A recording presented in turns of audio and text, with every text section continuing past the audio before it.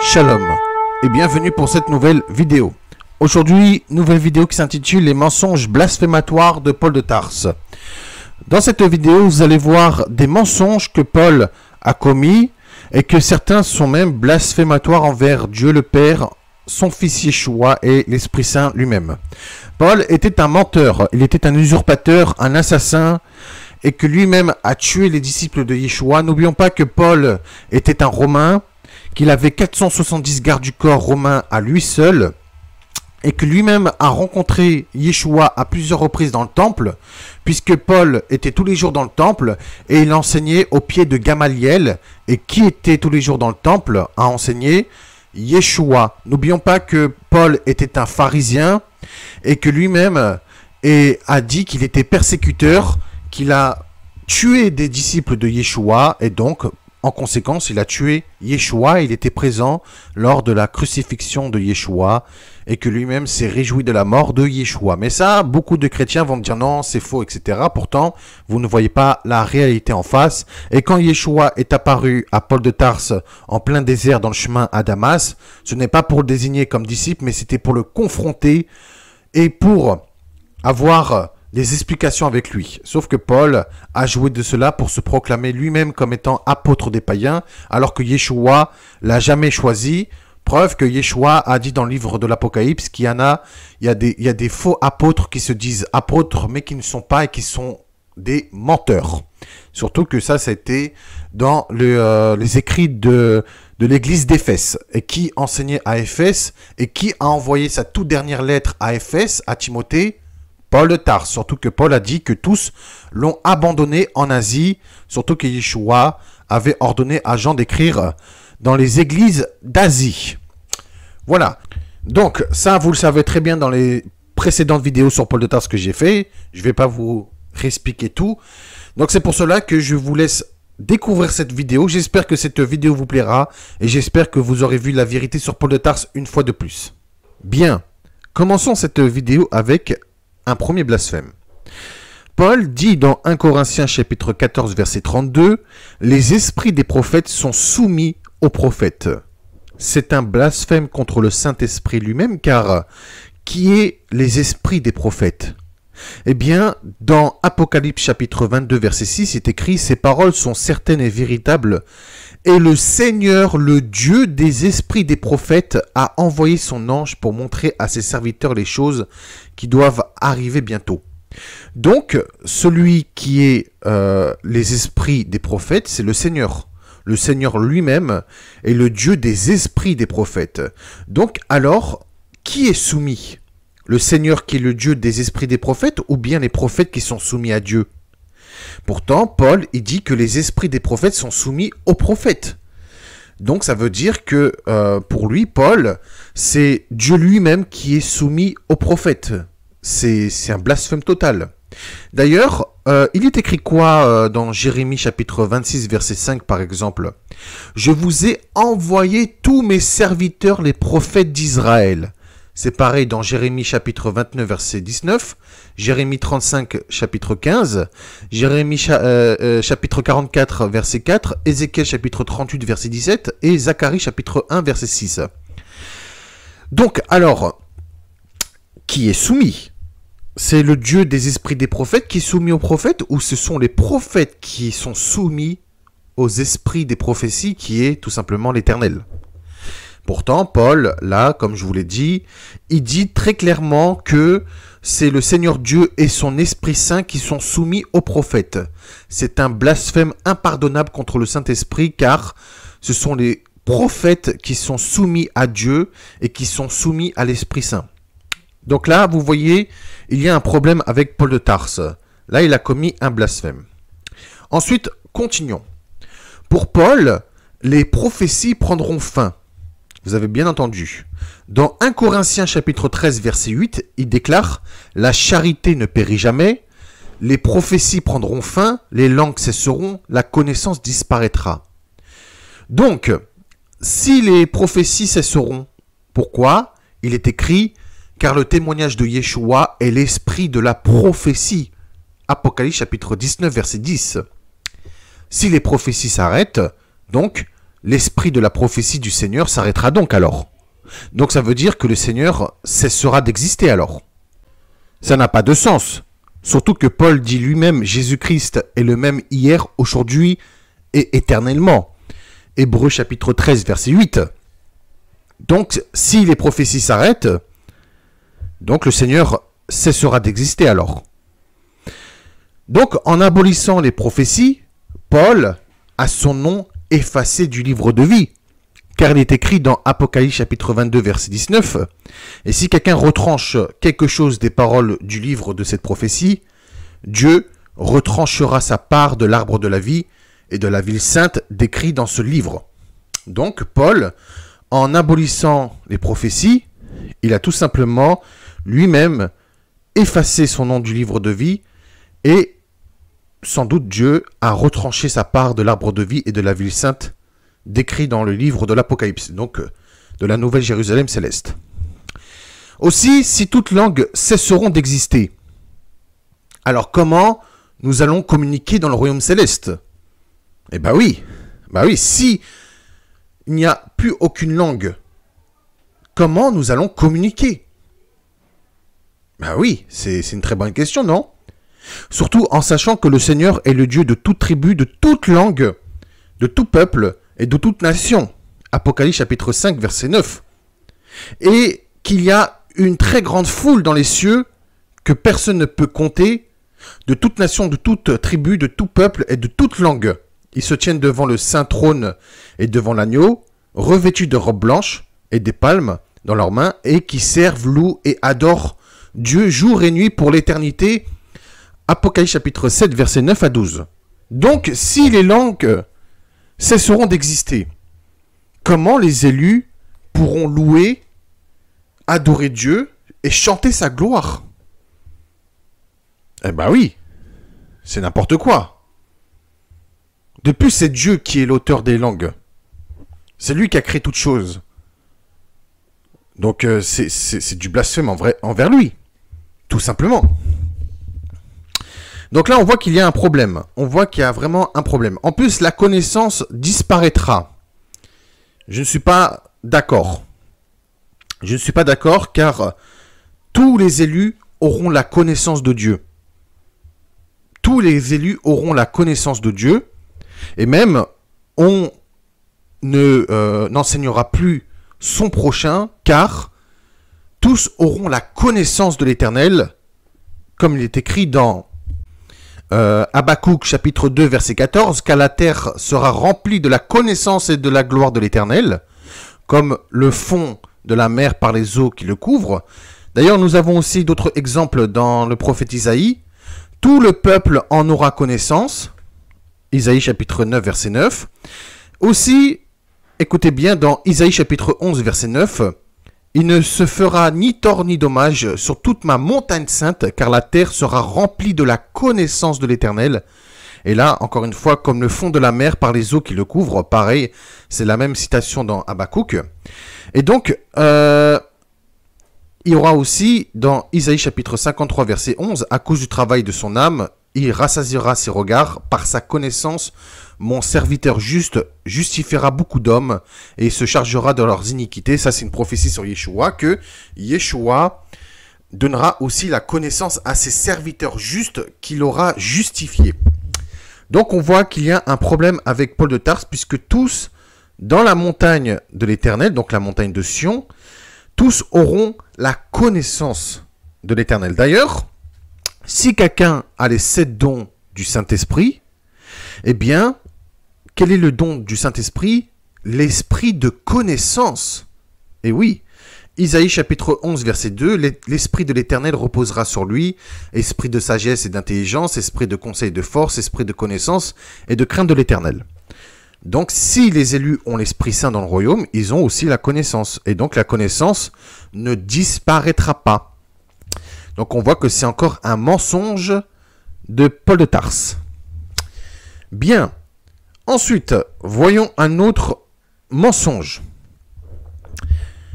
Paul dit dans Hébreux chapitre 10, verset 9, « Voici, je viens pour faire ta volonté. Il abolit ainsi la première chose pour rétablir la seconde. Alors là, il parle de Yeshua. Hein. Paul dit très clairement que la première chose n'existe plus et que c'est la deuxième chose qui est venue.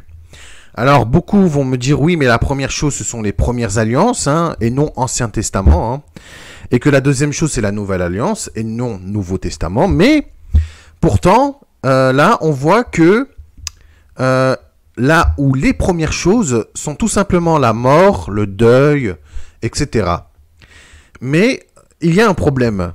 Si les premières choses, là où les premières choses n'existent plus, alors... pourquoi la mort, le deuil, les souffrances, les pleurs, les cris, les larmes existent toujours à l'heure actuelle? Eh bien oui. Pourquoi ces choses existent encore? Et c'est surtout que ces choses-là disparaîtront quand il y aura la nouvelle Jérusalem céleste. Et quand les élus seront dans le royaume céleste. Et oui, puisque... ces choses-là seront détruites lorsque Yeshua reviendra chercher ses élus et lorsque la nouvelle Jérusalem céleste sera présente. Dans Apocalypse chapitre 21, versets 2 à 4, il est écrit « Il habitera avec eux et ils seront son peuple et Dieu lui-même sera avec eux. Il essuiera toute larme de leurs yeux et la mort ne sera plus. Il n'y aura plus de deuil, ni de cri, ni de douleur, car les premières choses ont disparu. » Donc, ce qui fait de Paul un menteur, car si les premières choses ont été abolies et qu'ils ont été détruites et qu'ils sont disparues, pourquoi, à l'heure actuelle, il y a encore des pleurs, des cris, des larmes, des morts et des deuils dans le monde entier? Donc là, on voit bien qu'il y a un problème avec Paul de Tarse. Par contre, ceux qui sont dans le royaume céleste, eux, n'ont plus à souffrir de tout cela, puisque eux seront dans la vie éternelle. Et la mort n'aura plus d'emprise sur eux. Mais, comme nous sommes dans ce monde, il y a encore ces choses-là. Les pleurs, les cris, les larmes, des morts et des deuils dans le monde entier. Donc si Yeshua aurait aboli tout cela à l'heure actuelle, on serait tous dans le royaume céleste. Il n'y aura plus de cris, plus de larmes, plus de deuil, etc. Donc on voit bien qu'il y a un problème. Et même, à la fin des temps, il est écrit que la mort et le séjour des morts seront jetés dans l'étang ardent de feu et de soufre. Là, ce n'est pas le cas. Il y a encore des morts et le séjour des morts est encore sur terre. Tout simplement, le lac de feu n'est pas encore venu. Il y a bien l'enfer sur terre, mais le lac de feu n'est pas encore venu. Tout simplement. Il est peut-être aussi dans l'autre monde, mais... quand on dit que la mort sera jetée dans l'étang ardent de feu et de soufre, c'est qu'il n'y aura plus aucune mort. Là, ce n'est pas le cas. Il y a encore la mort. Il y a encore des gens qui meurent. Donc voilà. On voit bien qu'il y a un problème, c'est que Paul a dit que les premières choses ont été abolies, alors que Yeshua a bien dit que les premières choses disparaîtront quand les élus seront dans le royaume et qu'il n'y aura plus de pleurs, de cris, de larmes, etc. Alors, là, on va voir un autre mensonge et un autre blasphème de Paul de Tarse. Il a enseigné, Paul, quelque chose. Cette chose, c'est que Yeshua a été maudit sur la croix. Mais est-ce que ça a été le cas? Alors, premièrement, nous voyons que Paul dit dans 1 Corinthiens chapitre 12, verset 3, « C'est pourquoi je vous déclare que nul... s'il parle par l'Esprit de Dieu, ne dit « Yeshua est maudit ». Voilà. Ça, ce qu'il dit dans 1 Corinthiens chapitre 12, verset 3.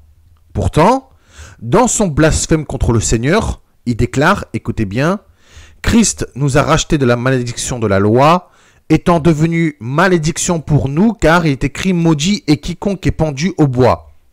Galates chapitre 3, verset 13. Si Paul avait l'Esprit Saint en lui, l'Esprit de Dieu, il n'aurait pas dit que Yeshua est maudit et qu'il a été maudit sur la croix. Alors, un coup, il dit que personne ne doit dire que Yeshua est maudit, mais dans un autre passage, il dit que Yeshua a été maudit sur la croix. Donc, ça prouve que lui-même n'a pas l'Esprit de Dieu. Mais que dit la loi de Dieu à ce sujet? Est-ce que Yeshua a été vraiment maudit, comme Paul a dit? Eh bien, dans Deutéronome chapitre 21, versets 22 à 23, il est écrit « Si l'on fait mourir un homme qui a commis un crime digne de mort, et que tu l'aies pendu à un bois, son cadavre ne passera point la nuit sur le bois, mais tu l'enterreras le jour même, car celui qui est pendu est un objet de malédiction auprès de Dieu. » Donc, premièrement, nous voyons que Yeshua n'a pas commis de crime digne de mort. Deuxièmement, il a été crucifié sur la croix par envie et jalousie auprès des pharisiens, comme est écrit dans Marc chapitre 15 verset 19. Donc, si Yeshua n'a pas commis de crime de mort, mais qu'il a été crucifié injustement, Yeshua n'a jamais été maudit, tout simplement. C'est seulement si quelqu'un commet un crime digne de mort qui est maudit auprès de Dieu. Quelqu'un qui est pendu parce qu'il a commis un crime. Même l'un des deux brigands qui étaient crucifiés auprès de Yeshua, il y a un qui a dit « Nous méritons nos crimes. Nous méritons la sentence de nos crimes, mais lui, en parlant de Yeshua, n'a rien fait de mal. » Donc si Yeshua est innocent et que il a été crucifié à la place d'un criminel qui est Barabbas, donc Yeshua n'est pas maudit. Et non, pourquoi Yeshua serait maudit?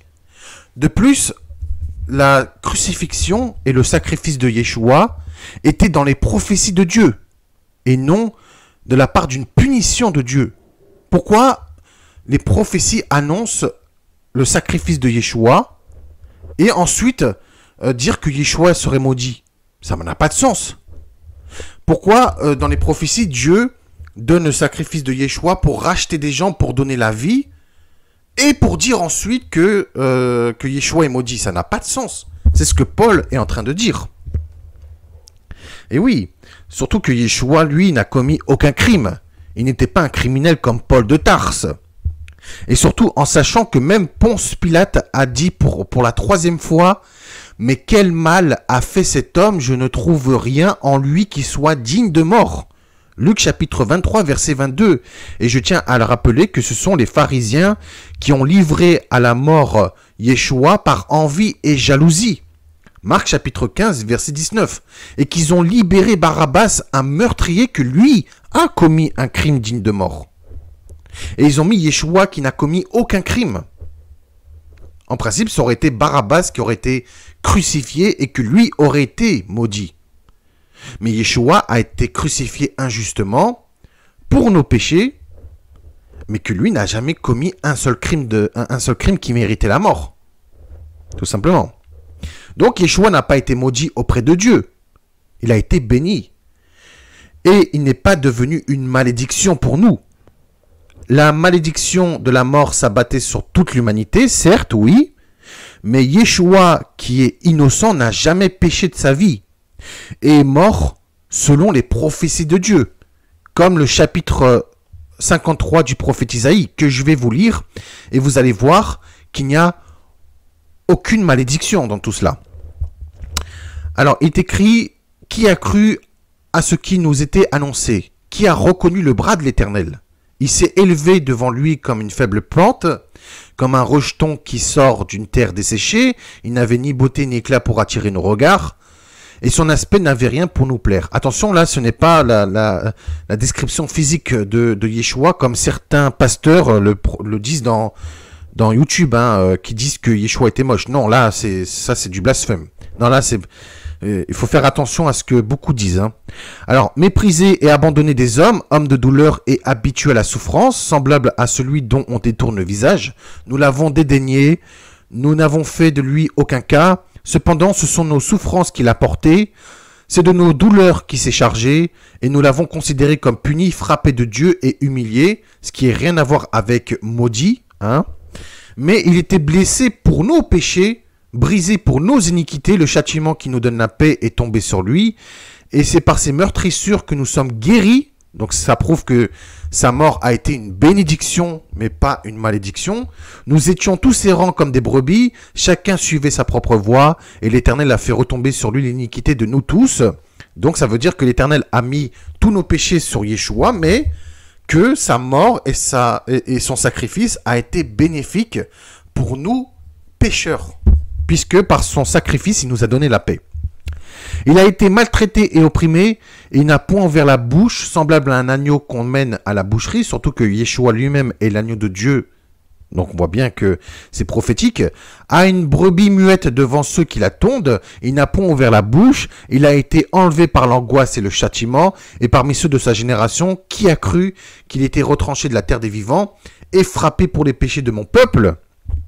Donc là, on voit encore que Yeshua a pris les péchés de son peuple et de l'humanité. On a mis son sépulcre parmi les méchants, son tombeau avec le riche, quoiqu'il n'eût point commis de violence et qu'il n'y eut point de fraude dans sa bouche. Donc, le prophète Isaïe dit que il a eu son sépulcre parmi les méchants, bien qu'il n'a commis aucune violence et qu'il n'y a eu point de fraude dans sa bouche. Il a plu à l'Éternel de le briser par la souffrance. Après avoir livré sa vie en sacrifice pour le péché, il verra une postérité et prolongera ses jours, donc la résurrection, et l'œuvre de l'Éternel prospérera entre ses mains. Si Yeshua aurait été maudit, Yeshua n'aurait pas été ressuscité et l'œuvre de l'Éternel n'aurait pas prospéré entre ses mains. À cause du travail de son âme, il rassasiera ses regards par sa connaissance. Mon serviteur juste justifiera beaucoup d'hommes et il se chargera de leurs iniquités. Si Yeshua aurait été maudit, comme Paul a dit, il n'aurait pas justifié beaucoup d'hommes et il n'aurait pas chargé des iniquités de plusieurs. C'est pourquoi je lui donnerai sa part avec les grands. S'il aurait été maudit, il n'aurait eu aucune part dans le monde à venir, dans le monde futur, et il n'aurait eu aucun règne. Il partagera le butin avec les puissants parce qu'il s'est livré lui-même à la mort et qu'il a été mis au nombre des malfaiteurs parce qu'il a porté les péchés de beaucoup d'hommes et qu'il a intercédé pour les coupables. Ce qui n'a rien à voir avec quelqu'un qui est maudit, qui paye tout simplement le prix de ses propres péchés. Là, Yeshua, il a été béni, il était innocent et il a pris les péchés des autres et des malfaiteurs, des coupables et de nous pécheurs. Donc on voit que Paul a commis un blasphème contre le Seigneur Yeshua et contre Dieu lui-même. Par conséquent, Yeshua n'est pas devenu une malédiction. Il a pris sur lui la mort pour fournir un chemin vers la vie éternelle à travers sa mort, car il est lui-même la vie éternelle. Je suis le chemin, la vérité, la vie. Nul ne vient au Père que par moi-même, comme Yeshua l'a dit. D'ailleurs, même la mort n'a plus d'emprise sur lui, puisqu'il est le premier et le dernier, et le vivant. Il était mort, et voici qu'il est ressuscité et vivant au siècle des siècles, et que lui-même détient les clés de la mort et du séjour des morts. Apocalypse chapitre 1, verset 18. Si Yeshua aurait été rejeté et maudit par Dieu, il n'aurait eu aucun règne dans le royaume des cieux, il n'aurait pas eu les clés de la mort et du séjour des morts, il n'aurait pas été ressuscité, il n'aurait eu aucune part avec les grands et avec les serviteurs de Dieu dans le royaume des cieux. Donc on voit que Yeshua a été béni, il a été glorifié et non maudit. Preuve que Yeshua, s'il aurait été maudit, comme Paul a dit, Yeshua n'aurait pas été assis à la droite de Dieu le Père. Mais étant donné que Yeshua est assis à la droite de Dieu le Père, ce qui prouve que Yeshua a été béni et glorifié et non maudit, ce qui prouve que Paul a commis un énorme blasphème. Bien, c'est la fin de cette vidéo. J'espère que cette vidéo vous aurait plu et j'espère que vous aurez vu la vérité sur Paul de Tarse une fois de plus. Là, nous voyons que Paul a commis effectivement de nombreux blasphèmes et que beaucoup de chrétiens croient que c'était un homme saint. En réalité, Paul a son nom retranché du livre de vie et de la ville sainte de la Nouvelle Jérusalem céleste et n'a pas sa part dans l'arbre de vie car il a proféré des blasphèmes contre Dieu, contre Yeshua et contre l'Esprit Saint. Donc, abandonnez cet homme et ne reprenez plus ses écrits, car moi-même, je me repens et je demande pardon auprès du Seigneur d'avoir utilisé ces écrits Au commencement de ma chaîne, je demande pardon auprès du Seigneur d'avoir utilisé des écrits de Paul de Tarse au début de ma chaîne et je me repens. Maintenant, j'ai abandonné cet homme et je reviens vers Yeshua, vers l'Éternel et vers l'Esprit Saint pour les siècles des siècles. Amen. Car je mets uniquement mon espérance en Dieu seul, en son Fils et en l'Esprit Saint. Béni et glorifié soit-il pour les siècles des siècles. Amen. Bien, c'est la fin de cette vidéo. Je vous dis shalom. Merci de m'avoir écouté. Prenez soin de vous et vos proches. Je vous dis à très bientôt pour une nouvelle vidéo si Dieu le veut. Et en attendant, comme d'habitude, portez-vous bien. Prenez soin de vous et vos proches. C'est très important. Et je vous dis shalom. Merci de m'avoir écouté.